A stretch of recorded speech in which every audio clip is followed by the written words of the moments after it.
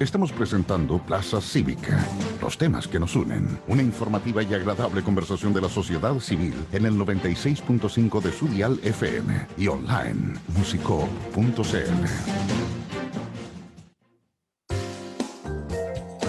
Seguimos, mis queridos amigos y amigas, a esta hora de la mañana con Plaza Cívica. Miren, estaba escuchando en la cortina de mañana, buenos días domingo. Nuestra radio Musicop tiene programación todos los días y toda la semana. Mañana va a haber también un especial de jazz en conmemoración del fallecimiento de este gran artista que dejó de existir también el día de ayer. Miren, amigos míos, cómo está pasando el COVID-19. La verdad es que llevamos más de un año en la pandemia y se ha llevado a grandes personajes y también cuántas personas en el pasar. Estábamos conversando la primera tanda de este programa con Francisco Ornin Acuña, quien es presidente del Colegio Médico de la ciudad de Osorno, conversando un poco el trabajo que él realiza y también la proyección, y ahora nos vamos con De Cara Cívica, pues, como todas las semanas, así que saludamos a nuestro invitado el día de hoy, Juan Carlos Claret. ¿Cómo estás, Juan Carlos? Muy buenos días y gracias Buenos por días. estar con nosotros. Buenos días, Eduardo. Gracias por la invitación y por la oportunidad de hablar. No son muchos los espacios que tenemos los constituyentes para, sobre todo los independientes, para poder comunicarnos. Así que de verdad, gracias por este espacio. No, gracias a ti, Juan Carlos, por estar con nosotros un día sábado en la mañana. Yo sé que también muchos candidatos y candidatas tienen hartas actividades, están en terreno, están en reuniones, así que también es importante. Y como bien dices tú, aquí en la Plaza Cívica, lo importante es que, como una plaza, ¿no? En la plaza hay un lugar de encuentro donde podemos conversar y discutir. Juan Carlos Claret, primero que todo, antes de comenzar la conversación, cuéntanos un poquito brevemente de ti. Tú eres un joven, tienes 27, 28. 27. 27 años, y hoy día eres candidato a un proceso eleccionario muy importante dentro del proceso electoral en Chile, que es la Convención Constituyente. Cuéntanos un poquito el por qué surge esta motivación de ser parte de un proceso histórico. Gracias. Bueno, como bien me presentaba Eduardo, yo me llamo Juan Carlos Claret, tengo 27 años, soy egresado de Derecho, estoy esperando que la Corte Suprema me llame a jurar para ya tener el título y presentarme como abogado propiamente tal. Y soy hijo de un profesor que trabaja en Río Negro, en el Liceo JTM de la comuna. Soy hijo de una cosechera de arándanos que durante igual este verano estuvo ahí trabajando en la agrícola Santa Carmen, cosechando y sudando para recolectar los arándanos. Tengo una hermana que está vinculada al mundo de las artes, tengo un hijo de 11 años, tengo un sobrino también de 12 años que también estudia en la Escuela José Ignacio Centeno, hoy día se llama Escuela de Artes y Cultura. Yo mi básica la cursé ahí, después ingresé becado al Colegio San Mateo a cursar la enseñanza media y después también becado ingresé a estudiar Derecho en la Universidad de Chile. Como muchos jóvenes, nos vemos la disyuntiva de dónde continuar nuestros estudios porque los espacios aquí en la región son limitados. La ULA no tenía derecho en esa época y así que tuve que emigrar y ahora estoy tratando de echar raíces y nos encontramos con otra disyuntiva y es que la oferta laboral muchas veces no está acá, sino que está en las urbes más grandes y eso también nos pone ya de lleno sobre la descentralización del país. Así que Buen punto, Juan Carlos, tomaste ahí la centralización y lo vamos a ir conversando. Saludo también a nuestro invitado a esta hora de la mañana, Gonzalo Díaz, también candidato a la Convención Constituyente, así que gracias, Gonzalo, por venir un día sábado en la mañana, así que bienvenido. Sí, muchas gracias por la invitación, Eduardo. Oye, amigos míos que están a esta hora de la mañana escuchándonos aquí en Radio Musicop, tenemos a dos jóvenes, Juan Carlos 27, Gonzalo 28. 28. O sea, millennial total. Si nos ponemos en esa, millennial total. Saludamos entonces a Gonzalo Díaz. Gonzalo, 28 años hoy día de candidato. Cuéntanos primero que todo, ¿qué es lo que te motiva a estar en la papeleta ahora el día 10 y 11 de años?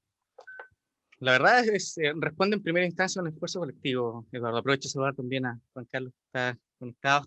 Un gusto, Juan Carlos, y a las personas que están en este momento sintonizando Radio Musicop.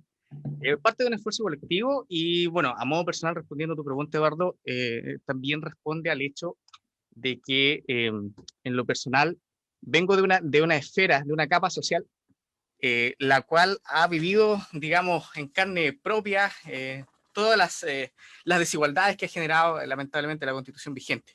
Entonces, en ese sentido, por lo menos creo que tengo la convicción y al mismo tiempo, digamos, la potestad para poder representar genuinamente lo que la gente precisamente ha venido demandando y exigiendo, en virtud, por ejemplo, de estas desigualdades, pero también en estos anhelos de mayor participación, que creo que también es otro fenómeno importante a considerar dentro de una nueva Carta Magna. Mire qué interesante. Hay dos puntos.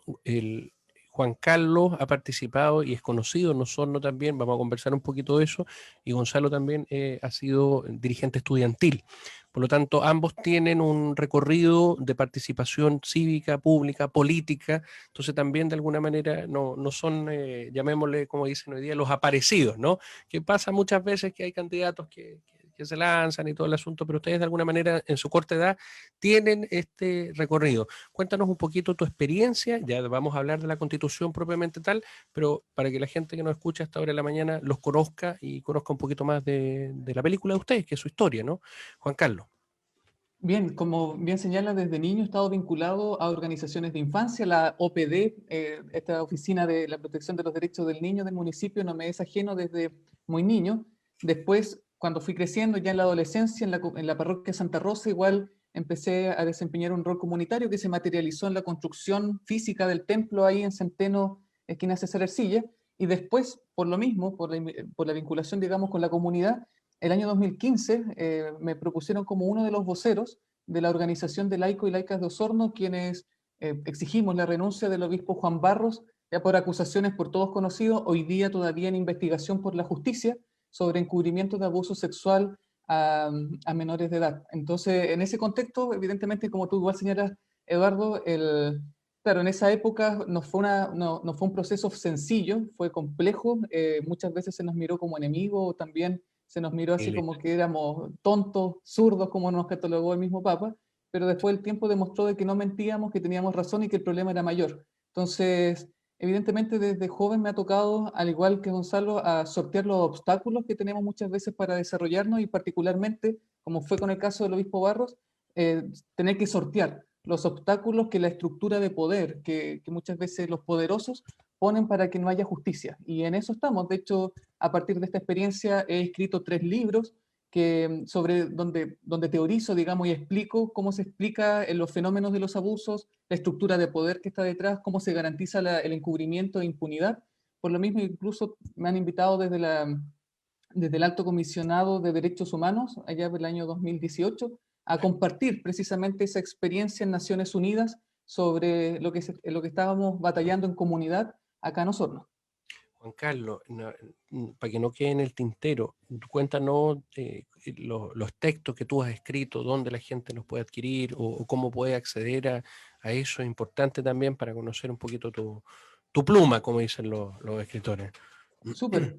Mira, a través de la Universidad de Chile surge y propongo la necesidad de que la universidad pública se haga cargo de este problema. ¿Ya? Y en virtud de eso me dicen, bueno, escribe y veamos la posibilidad de publicar. Así que escribí, salieron 1088 páginas que se dividieron en tres capítulos, por lo tanto cada capítulo es un libro y eso están disponibles hoy día por Amazon. Sé Perfecto. que comprarlo de manera virtual es complejo, acá en Osorno tengo ejemplares a la venta y no Perfecto. quise hacerlo por editorial porque la editorial me pedía 6,5 millones para comenzar a editar el libro, después Bueno, lo iban a vender a 32.000 pesos cada libro. Entonces dije, no, ahí hay tema para la Constitución, ¿no, chiquillos? El tema de la lectura, pues lo vamos a conversar. Sí, ahí vamos a conversarlo.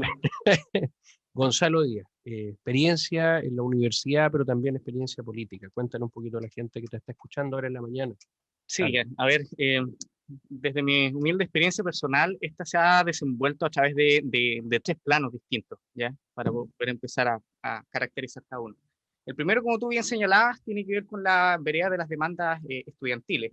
Estamos hablando del contexto post-2011, en el cual obviamente comenzaron fuertemente las reivindicaciones de tinte de acceso a la universidad, de poder promover, por ejemplo, el acceso a la gratuidad en aquel entonces, que eran medidas básicamente de acceso, como bien te decía.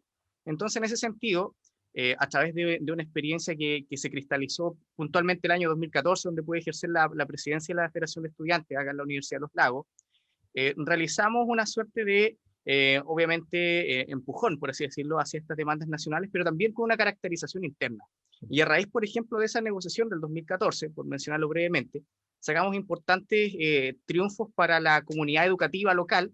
Y, por ejemplo, ganamos, entre otras cosas, que se erigiera el edificio, digamos, del Jardín Infantil y la Cuna, que hoy día beneficia a tantas estudiantes en calidad de madres que previo a eso se veían dificultades de poder tener un acceso igualitario en términos a la educación superior. En el segundo plano, para ir tratando de hacer esto bien breve, tiene que ver con el plano político, medularmente político, como lo señalabas tú hace rato, Eduardo, y tiene que ver puntualmente con la coyuntura rumbo al plebiscito del 25 de octubre, donde acá, obviamente, a nivel nacional, en realidad, se configuraron distintas fuerzas tratando de poder empujar una nueva constitución a través del ejercicio en las urnas, y en mi caso tuve la oportunidad de ser vocero acá del Comando de la Prueba a través del Comando Prueba Chile Digno. Entonces, en aquel entonces fui vocero dentro de ese año 2019-2020, dentro de esta coyuntura. Y en última instancia, y también estrechamente de la mano con lo que fue la revuelta popular de hace 2 octubres atrás, también empecé a tener vinculación con campamentos y comités de vivienda que empezaron acá a salir, al igual que en todo el resto del territorio nacional, develando este problema estructural en términos de acceso a la vivienda, y donde junto a un grupo de, en su mayoría, profesionales, jóvenes, con disposición a poder entregar sus conocimientos a favor, digamos, de estas causas, empezamos un trabajo bien interesante y muy nutritivo para poder asesorar precisamente, obviamente bajo ningún costo asociado, asociar a las personas dentro de este tipo de manifestaciones, de acciones, por ejemplo, conformando comités de vivienda, que es una herramienta tan necesaria hoy en día. Vivienda, salud, educación. Vamos pimponeando un poquito, chiquillos, en la conversación. De acuerdo al diagnóstico, Juan Carlos, que tus equipos, que tú, que la gente que te ha manifestado, no solamente el apoyo, sino que las inquietudes, si tuvieras que colocarlo en una priorización, ¿qué ves tú que es lo más importante que hoy día este país requiere para los próximos años?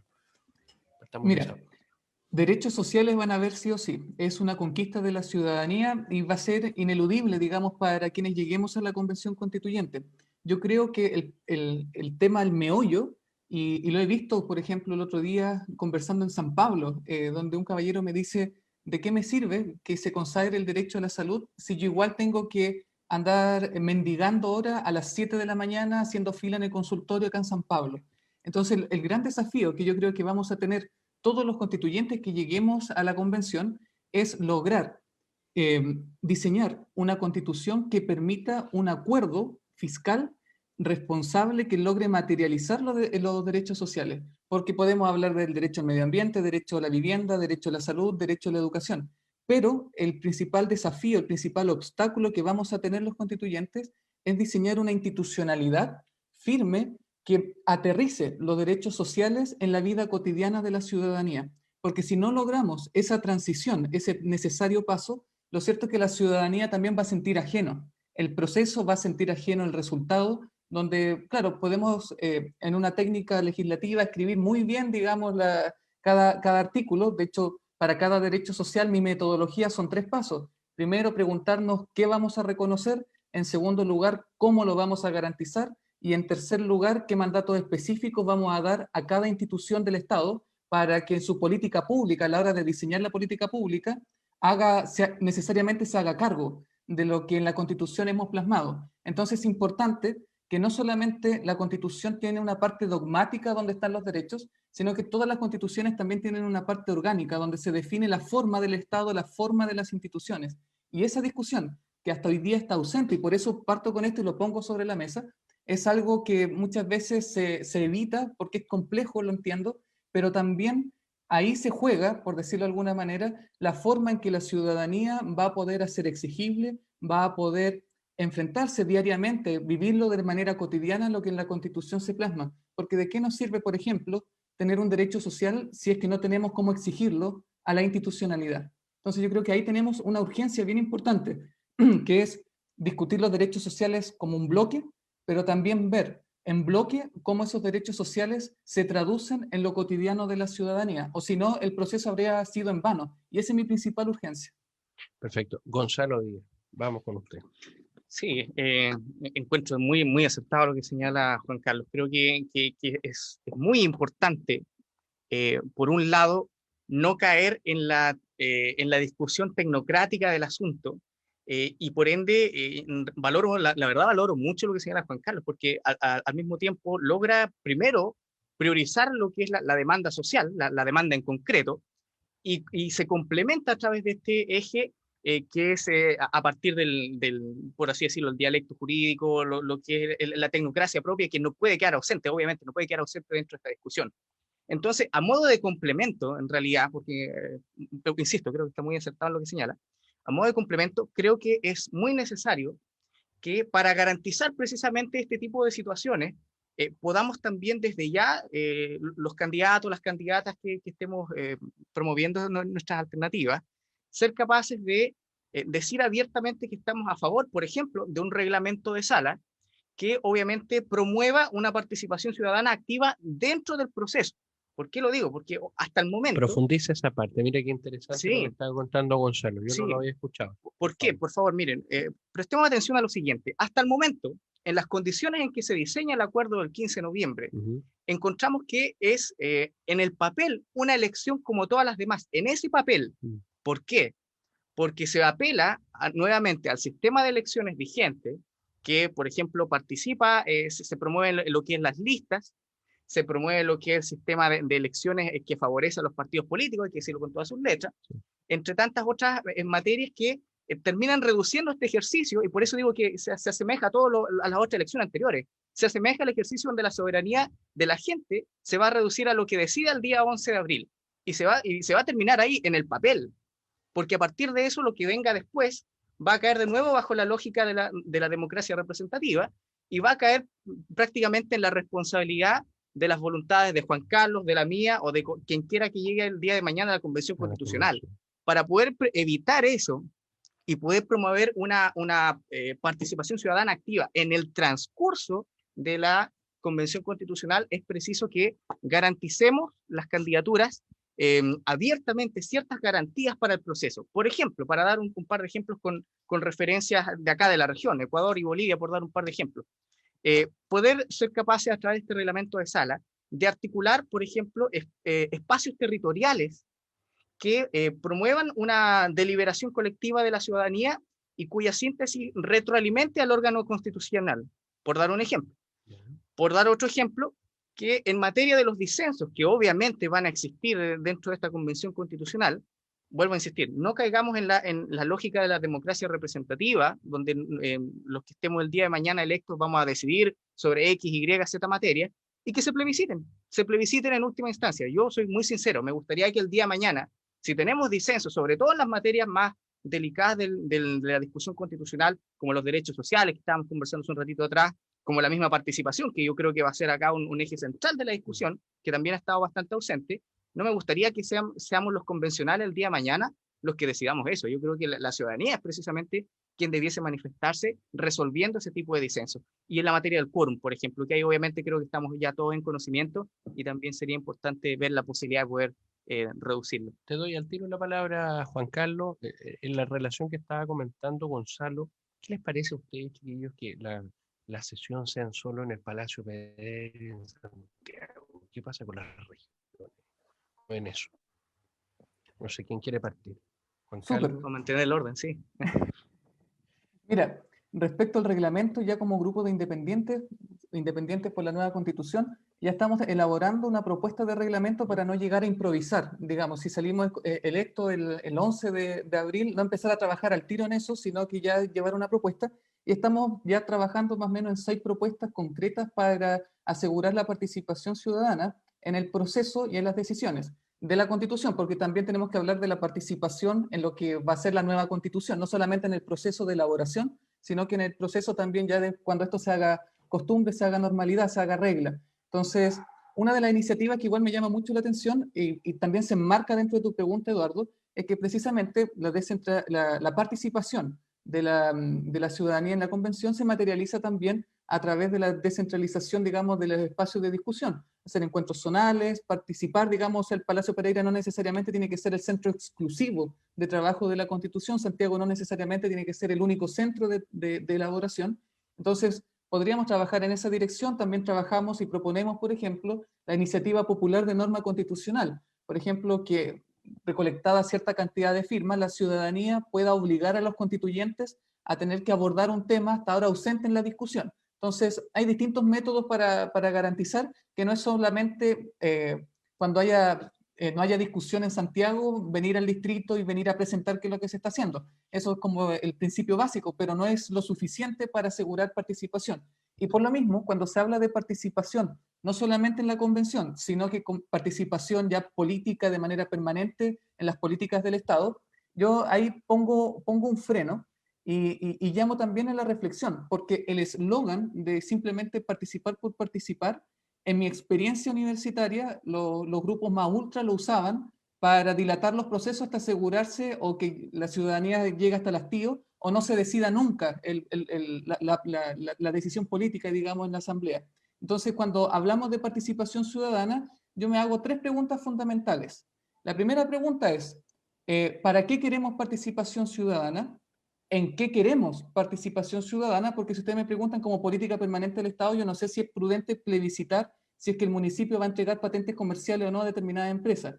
Hay temas, evidentemente, donde hay espacios de representación y uno confía, por ejemplo, que el alcalde pueda entregar las patentes comerciales, y hay otros temas que son más relevantes donde, evidentemente, la ciudadanía tenemos que ser consultados. Entonces, la pregunta es, ¿cuáles son esos espacios? ¿Cómo los definimos para que la participación en sí misma no sea, digamos, un eslogan que después sirva como pretexto para que los problemas no se solucionen?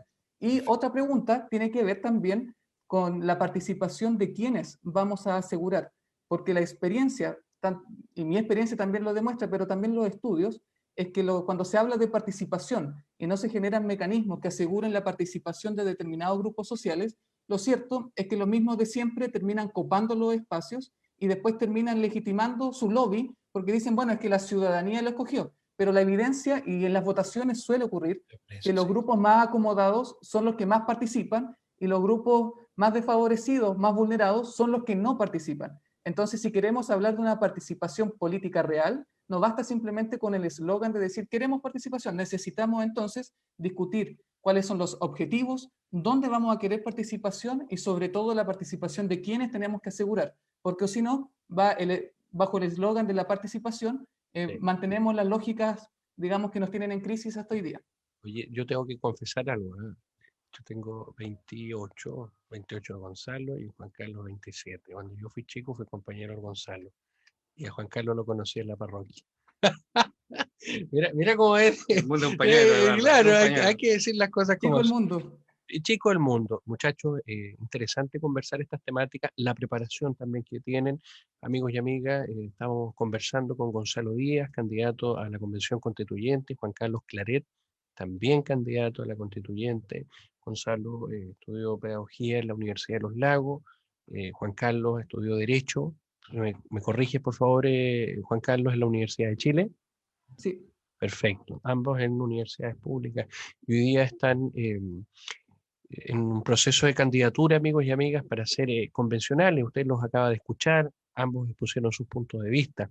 Ya para ir cerrando, Gonzalo, me gustaría que puedas darle un mensaje a la gente que está ahora. Ojo, nos están viendo en el Facebook, en online, en musicop.cl, y también la gente está con su radio encendida. Nuestros amigos de la locomoción colectiva escuchan harto la radio, así que el mensaje para la gente. Muchas gracias. Gonzalo Díaz. Muchas gracias, Eduardo. Bueno, primero un muy breve complemento a lo que señala Juan Carlos, un humilde aporte en realidad, una contribución a lo que acaba de plantear. Creo que quizá una de las ideas fuerzas que pudiesen regular este tipo de materias el día de mañana serían precisamente los aspectos que pudiesen afectar la materialidad de la vida de los sujetos de derecho que nosotros vamos a concebir el día de mañana en la Constitución. ¿Por qué lo señalo? Voy a dar un solo ejemplo acá muy territorial, muy aterrizado a nuestra realidad. Lo que sucedió con el fenómeno de sal, cuando tuvimos la crisis del agua. Precisamente, yo pregunto hoy día con mucha humildad, ¿cuál fue a final de cuentas la función, el ejercicio de hacer una consulta que, valga la redundancia, terminó siendo consultiva, a pesar de que más del 90% de los osorninos optó por precisamente cortar relaciones con el sal? No fue de carácter vinculante y son precisamente, yo creo, ese tipo de materias las que afectan la material de la vida de las personas y de los sujetos de derecho que el día de mañana espero que sean, por ejemplo, nuestros ecosistemas, nuestros animales y los que quizás pudiesen regular un poco la discusión. Ahora bien, sobre estas palabras de despedida que me pides, Eduardo, brevemente, solamente invitar a la gente... De saludo, no de despedida. Ah, de saludo. Ah, ya, O correcto. sea, Pensé que estábamos cerrando. O sea, sí estamos cerrando, pero despedida suena como que nunca más. No, Ah, no, sí. solo de saludo para la gente que nos está escuchando. Ya, perfecto. Bueno, obviamente quiero partir agradeciendo a ti, Eduardo, por esta invitación. Como tú bien decías, compañeros de básica desde muy chicos, desde primero básico. La Escuela Sor Teresita de los Andes. Sí, hoy día Santa Cecilia. Entonces, saludar a todas las personas que nos están escuchando a través de la sintonía de Radio Musicop e invitarles a que, por favor, hace un rato dije atrás que esta elección en el papel estaba siendo una más de las que se ha tenido en los últimos años. Y hasta el momento eso al parecer no ha cambiado mucho. Yo quiero llamar con mucha humildad que por favor la gente le tome el peso a esta elección.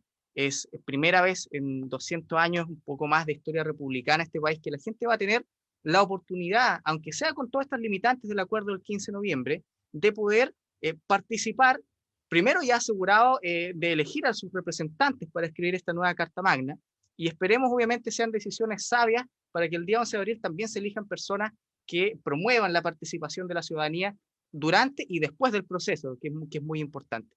En ese sentido, solamente quisiera llamar a las personas a que pudieran informarse sobre esta elección que es trascendental en la historia de nuestro país, que nunca antes se había dado en estas condiciones, y que, por favor, privilegiemos proyectos, privilegiemos programas, antes que rostros que están tapizados hoy en día en nuestras calles y también en nuestros medios de comunicación. No olvidemos que acá, lamentablemente, hay una mucha, digámoslo así, Diferencia. claro, diferencia. Dejémoslo en esos términos. Díganlo con todas sus letras.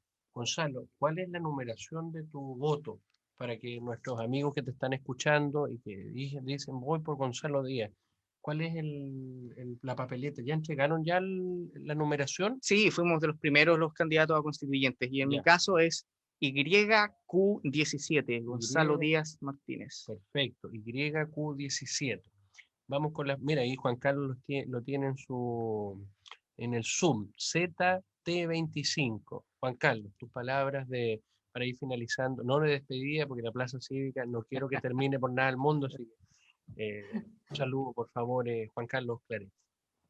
Bueno, ustedes saben que los independientes tenemos la cancha bastante dispareja, está inclinada a favor de ciertos sectores y aún así estamos perseverando. Pero este no es el único obstáculo que tiene el proceso. El proceso constituyente está lleno de nudos críticos, por lo cual es importante escoger a ciudadanos que como usted tengamos conciencia de cuáles son esos nudos para que logremos sortear de manera exitosa esos problemas. Uno de los principales obstáculos que tiene el proceso constituyente es su duración. El proceso a nivel internacional que menos ha duró 2 años y fue para cambiar no toda la constitución, sino algunos artículos, como fue el caso de Irlanda. Y a nosotros se nos va a pedir poner de acuerdo a 155 personas que representan distintos intereses, distintas realidades, en el plazo solo de 1 año. Por lo mismo, quiero poner a disposición no solamente mi vinculación con la zona, porque todos los candidatos tenemos algún grado de vinculación con la zona, sino también poner a disposición mi conocimiento jurídico para que en la Constitución no haya letra chica ni nos pasen gato por liebre, porque esto se trata de tender puentes, no crear una Constitución para semejantes, sino para todas y todos, incluso para aquellos que no estaban de acuerdo con que la Constitución se modificara, porque la nueva Constitución también les va a regir a ellos. Necesitamos, por lo tanto, que seamos capaces de tender puentes, de generar una Constitución que sea una cancha donde todos los jugadores podamos entrar y jugar y con las reglas claras y no haya ningún aventajado. Por lo mismo, lo que está en juego en esta elección es ser capaces de diseñar un país donde todos nuestros proyectos de vida se puedan realizar.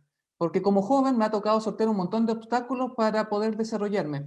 Como futuro esposo, para formar familia, pucha que hay un montón de obstáculos para desarrollarse. Como padre, pucha que hay un montón de obstáculos para desarrollarse. Mi mamá quedó cesante a los 40, volver a encontrar trabajo, pucha que le fue imposible. ¿Por qué? Porque ya no se tiene buena presencia después de los 40 años.